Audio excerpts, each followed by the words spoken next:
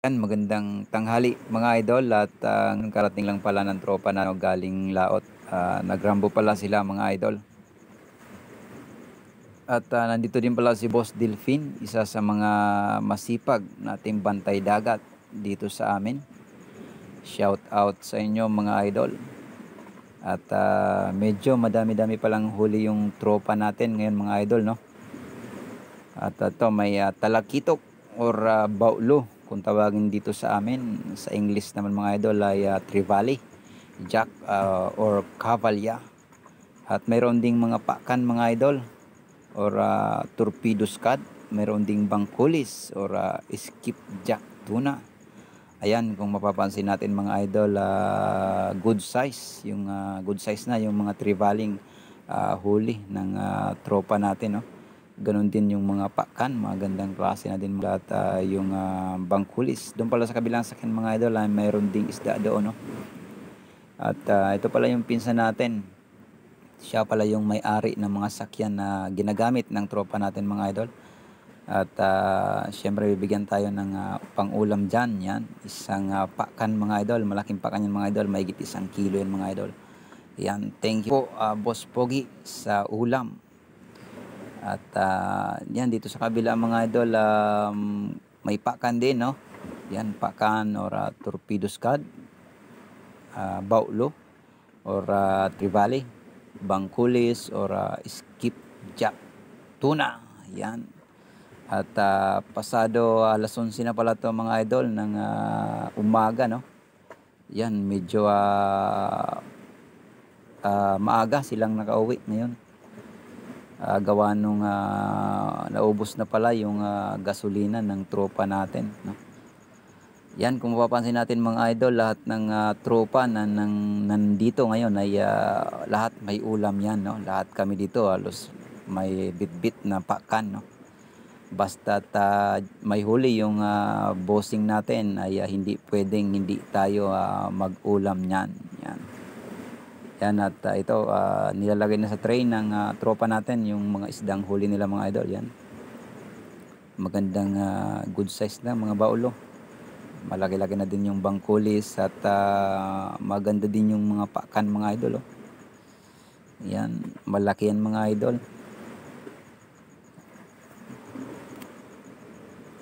At ready to go na yan sa timbangan mga idol. At yun nga, naputol pa yung tali ng tray at yun, namulot uli yung tropa natin ng mga huli nila mga idol. Ayan, at yun doon yung tinulungan na siya ng pinsan natin mga idol.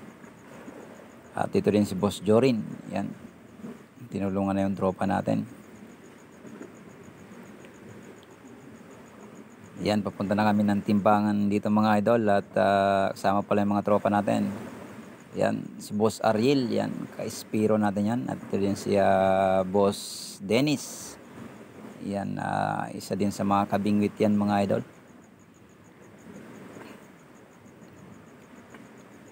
Yan, at medyo nakabawi-bawi yung tropa natin ngayon mga idol. Mahigit 2 araw ata silang walang huli, lugi, no? Kumbaga mga 16 liters na ata ng gasolina yung lugi nila. At ngayon nakabawi sila, salamat sa Lord, no? Sa blessing yan.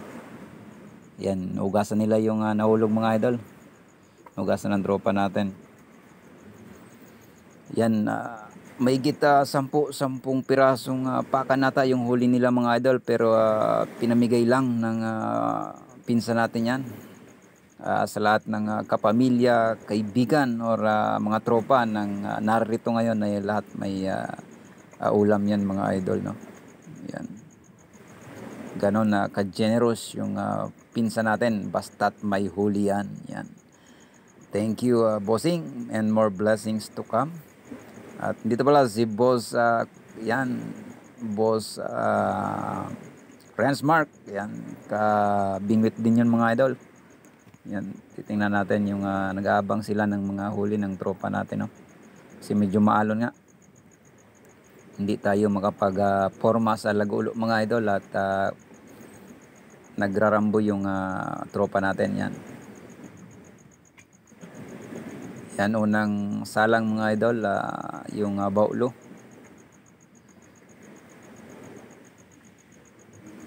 Yan, unang salang ng tropa natin. Yan, 14 kilos yan mga idol, 14.2 yung